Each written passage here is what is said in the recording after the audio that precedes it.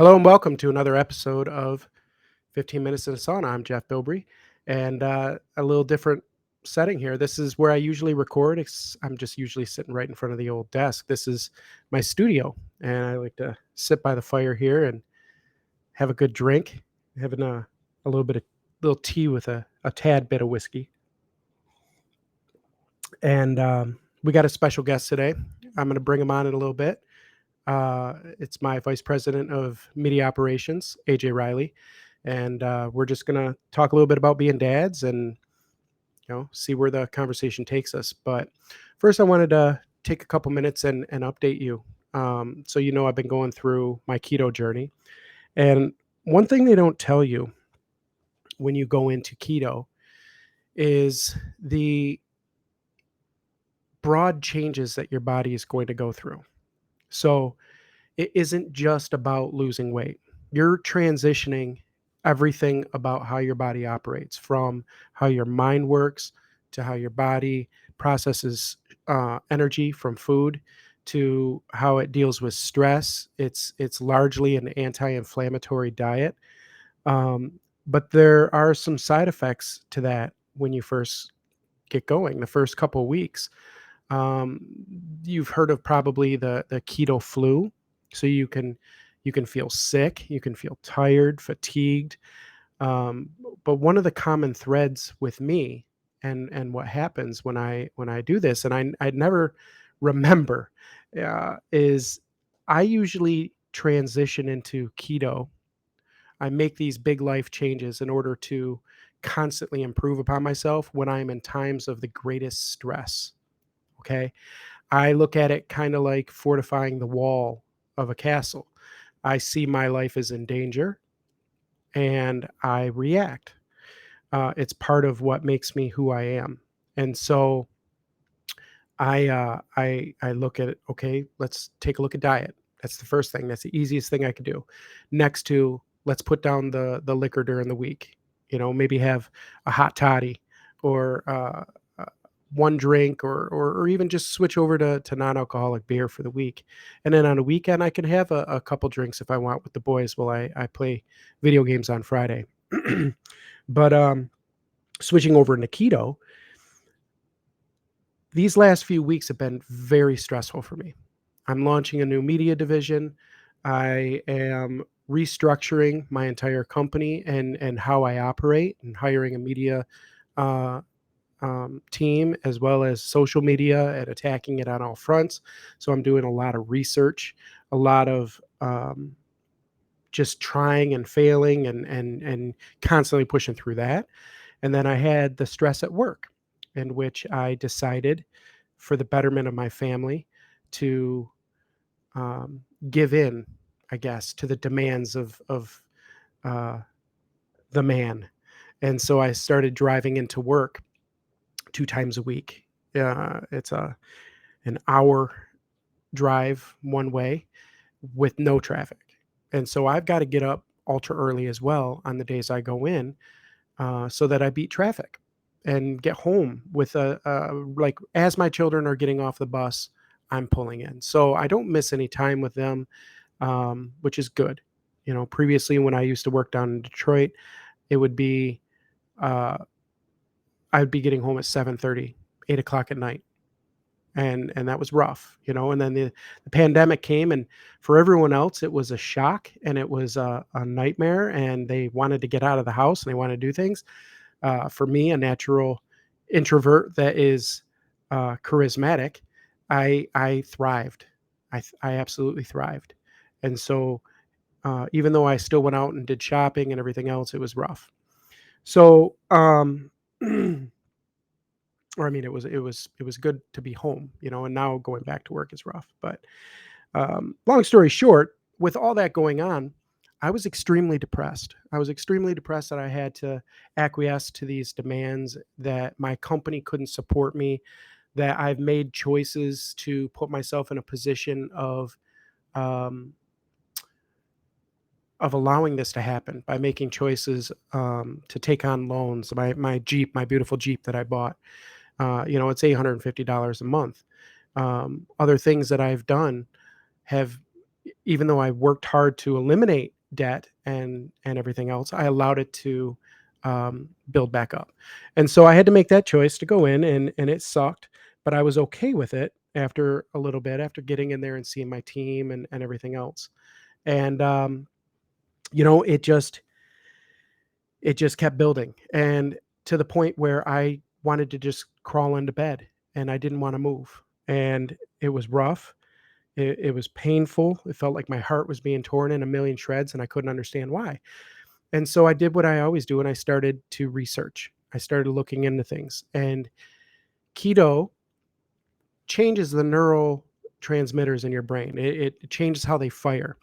And this is why, when you are fully on keto, it does help cure a lot of the effects of depression and anxiety.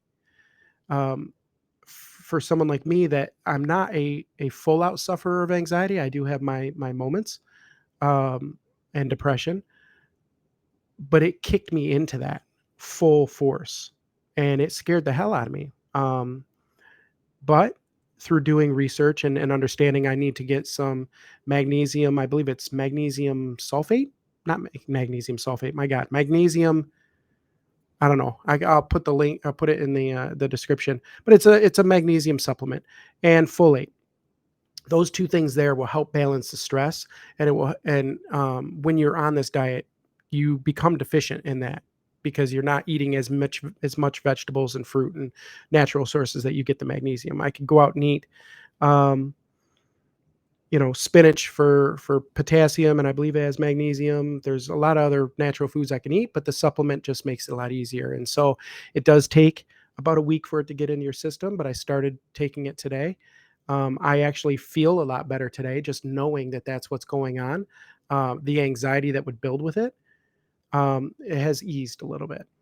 And so um, that all being said, I want to bring AJ into the conversation, and maybe we'll continue it and see where the conversation goes. Hey AJ, welcome to the What show. is up, Jeff? What's going on, buddy? So I was, yeah, you heard me there. I was talking I about did. and the effects and everything, and you got a lot going on your plate now. hmm You're not on keto, but you've in the last year. When did you join the army and make that big transition? 2019, I took my oath of office. I got my orders cut in February of 2019 for uh, the reserve component of the United States Army as a chaplain candidate. I went to training last summer for 3 months, our basic officer leader course, and then became a full fledged chaplain in November of this year, working with my unit in Ann Arbor once a month and a few weeks out of the year.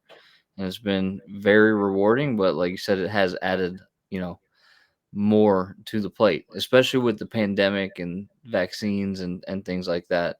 Um, it creates a little bit more for the chaplain with accommodations for soldiers who maybe don't want those vaccines. So there's a whole Yeah, process for that. I can't really get into specifics due to different things, but it does add, and I think that what you were talking about, your plate only has so much room, and eventually it starts to overflow, right? Um, and when you continue to add things, it starts to weigh you down. And when you were talking, I just kept thinking, the when we get in those kind of mindsets of all the stuff that we have going on, it can bring a little bit of a damper because we don't see immediate progress either, right? And so we focus on the here and now in a lot of times, and that can lead to a little bit of depression. No doubt about that. And I yeah, absolutely applaud you for acknowledging it. And I think that's important to remember in those times that you got to keep the long term view in mind too, right? You got to remember the big picture as well. Like, why are we taking on all these responsibilities? Well, like you said, it was the best thing for your family, right? yeah, And yeah. again, I applaud you for that. Thank you, thank you. It's funny. I when I I only know how to operate under chaos. Me That too. is we've got a little placard when you walk into my house. It says some call it chaos, we call it family, right? Right. Um, and usually when I get into this mode, I fight hard. I fight like a Wolverine. It's just all I know. So I dig Right. in, I research, I go harder and harder. I'll work 17 hours a day. But you and I were just talking before we started the show about like how do you do it, man? I can't imagine you've been in front of the screen all day, and you've just picked up this role. You're a teacher, you work you're at the Army chaplain, and now you're the vice president of media operations for DSN and trying to build something Right. from scratch, right? And so you're Mhm. experiencing right now what I've been doing since 2010, right? And so, Just welcome to um the club, right? That's what you're right, telling me? but what I do is I had to at 5, 6 o'clock. It was about 5:30, I shut the mothership down, and I Right. went upstairs and had dinner with the family, and, of course, everybody wanted to eat in their own rooms and separate and go their own Sure. way. I do enforce, like, a Sunday dinner, and sometimes I force them to sit at the table for 10 minutes just to be with us, but then Mhm. I got up and I went and laid down for an hour. I just closed my eyes, and I didn't really sleep because I have to take melatonin in order to shut this off. I've Mhm. got too much going on, and we talked about that the other night too. Is like I'll lay down, I'll think of another thing I gotta do. So I've learned actually, I put it in I got Google on my desktop on my phone, right? Like the main screen there, widget. Yeah. I learned I can tap in there and just add a task on the next day instead of a meeting. And so Mhm. I'll write a task, write another task, lay back down. 5 minutes later, oh my God, I got to remember to do that. So I write another task, I'm not a huge I love buying planners. I Right. have a sick obsession with, like, going to Office Depot and just walking around and buying stationery that I never use, but You see all that? yeah, I love it. I There's something about a planner, but I have such a hard time sticking to it. Just like Yeah. my bullet journal, I absolutely adored using it for a good month, month and a half, but it's a struggle. So now you'll get in there and you'll see a week with like 1 or 2 things filled out, and then Mhm. another week where I'll have 1 thing on every day. But this Google Calendar thing, it's a neat hack for me because it's something I can quick and easy just throw on there. And then as I do it, I open my phone, which I'm looking at 100 million times a day, and I mark that button and it's gone. Yeah. So, but what I wanted to ask you with everything going on, Mhm. have you had to deal with anything like that, anxiety or depression, and what helped you or how'd you work through it? So in the spirit of complete transparency, I can't really remember a time in my life where I felt, like, depressed, Mhm. truthfully. Yeah. Um, Now there are different seasons that I go through, there's no doubt about that. Um, but for me, it's really all staying centered, right? Um, and I know when my days are off, right? Like, and that's where I think having your own self awareness of being off, and for me, it's the way that I respond to people. So it's not necessarily like an introspective like cloud or anything like that, but it's the way that I talk to people and the way that I respond to people when I know that I'm off. Yeah. Um, Specifically like my wife and my kids, right? Like not that I'm brutal to like anything like that. It's not nothing like that, but I know that I'm probably not as centered as I need to be on Yeah. things that I need to be focusing on when like the smallest things like just irritate me, right? And You're it's a little shorter or maybe you shorter, snapped yeah, and for it's like, sure. "Whoa, I don't know where that came from. I'm sorry. Yeah, I had a rough day," or yeah. yeah, and so, like, for me, there's certain, like, activities that really help me to keep that center and focus on where I need to be focused on, right? Um, like, you were talking about getting up early, like, that to me, if I can get up around 3:30, 4 o'clock every morning, my day is gonna be a good day. It's just I don't know what it is about that time frame, but, like, that's when my days start. I usually can get in, get a workout in, Mm. have some breakfast, go to work, and then my day, like, for whatever reason, that time frame is magical as far as like my energy for the day even. And people are like, "You're insane. Why do you get up that early?" Right? And it's just like it allows me 3 hours in the morning before I have to go to work, 2.5 hours in the morning before I have to go to work to just be quiet and like think and process and maybe finish some work from the night before. Or Yeah. like for me, my days always start like 3:30. I mix my pre-workout, which takes about 20 minutes to kick in. I'm downstairs in my office. I'm reading through my Bible for the day, and then I go work out around 4:05, 4:10, you know? And then I've got music playing while I'm working out, so that kind of like helps get that mind right, right? And then it's in the shower and off to work, and then I deal with middle school students all day long. So, like, Man, you need to get to bed. It's well, it's fine. Like, yeah. usually, if I get to bed anywhere from like 9:30 to 11 o'clock, I'm good to go. You know Right? what's funny about that time though? Um, I used to do that a lot too. I followed the Miracle Morning for a little Yeah. while, and I actually have a podcast about that if you guys want to go back. But um, I found if I get up at 4:30, I believe Hmm. it was, or I think it was 4:30. I can get up and I can go to the gym. I can like that's what I would do. I would get up and I would meditate. Hmm. I would write in my journal. I would pray. I would work out, and then I would read. Take some time to read a Bible, whatever it was I was reading. And Hmm. then when I was all done with that, I'd go sit in my sauna for 45 minutes and just relax and, listen to Yeah. music or whatever.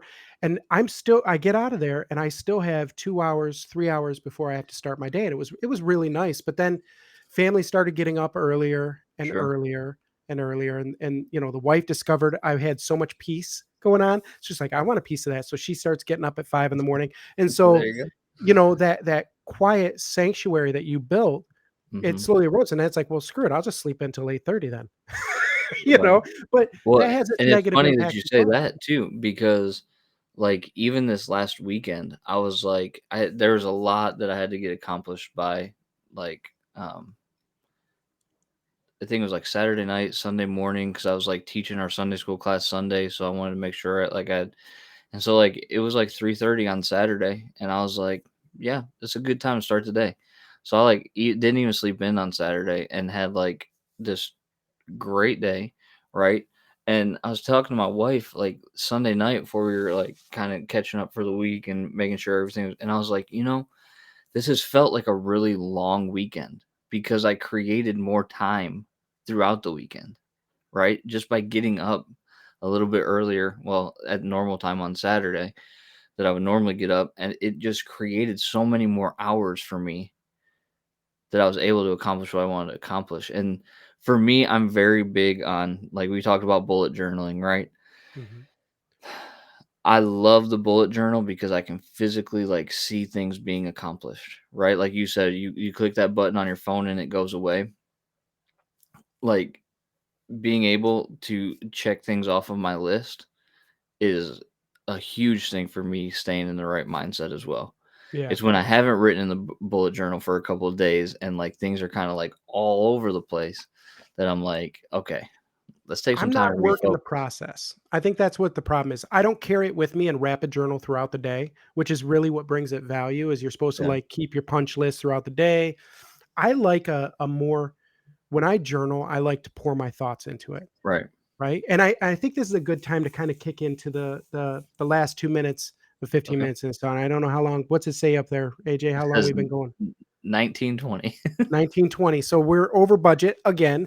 I think I'm gonna switch it over to 20 minutes in the sauna. So, I need to get a big clock up there, I think. There you go. So, here's the deal. This is what I think if you take nothing away from this, because I think it was a really good conversation, AJ. I wanna have you on this as much as you can join, because I think we have a good dialogue, but For sure. a lot of people feel this depression, right? Hmm. And what you had said is you'd never really felt this before, and honestly, when my wife really started describing her anxiety to me, she's clinically diagnosed, right? Mm. I'm like, "Yeah, I feel anxious." She goes, "No, you don't. No, you don't. You don't feel depression or anxiety the way I do. You don't understand. I can't make it stop." Right? Mhm. And so I took weeks and researched. I read every website I could. I read personal testimonies. I read everything I could, and I was like, "Oh my god, I don't understand that. I don't understand somebody that every single day they have to fight to live." Mhm. Right? And that's a reality for a lot of Right. people. And so one thing that I can suggest, because I've lived it through my wife, I've lived it through myself, is talk to somebody. Yes. Talk to somebody when you're feeling that way. Don't be afraid to look into things like I did. It did bring a level of peace to at least understand, okay, I get what could be impacting me. I have all these stressors in my life. And don't be afraid to pray. You know, Right. my mom is the first person to tell me, she's like, "Did you give it up to the Lord yet? Did you pray? Did you ask him to take away that anxiety and the feelings that you're feeling?" I'm like, "Well, yeah, I did." "No, I didn't." Because the minute I do, I feel that lifting, right? Mhm. And so, it and s for some people, that's still all of that is still an impossibility, Right. So the only thing that you really can do is reach out. There's numbers. I could put that in a description that you could reach out for depression and things that you're feeling, but reach out to those closest to you and just say, I don't feel okay. I don't feel right, and I don't know what's going on." And maybe they can help walk you through the changes in your life, because every single choice that you make every single day affects your well-being. Who would have thought going on a diet to lose this weight, to make myself healthier, would throw me into a position where I felt like I was going crazy and my heart was being torn in a million different pieces, Mhm. right? Who would have thought?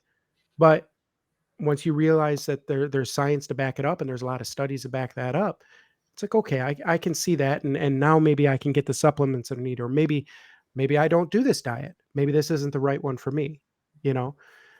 So do you have anything you'd like to add to that? No, I mean, just to tie a bow on it, we were, I believe that we were created for community. And so when we isolate ourselves, that puts us in a precarious situation. So just like Jeff said, right? If you're feeling that way, right, or you're experiencing those things, do what you can to surround yourself with people that can help, and seek it out, search it out, and get the help that you need. There's nothing wrong with that. All right. Well, AJ, thank you so much for joining me this week. It's been a Thanks for having pleasure. me, Jeff. Yeah, yeah. So we'll have to do this again soon. We will. Until next time, this is 15 Minutes in a Sauna.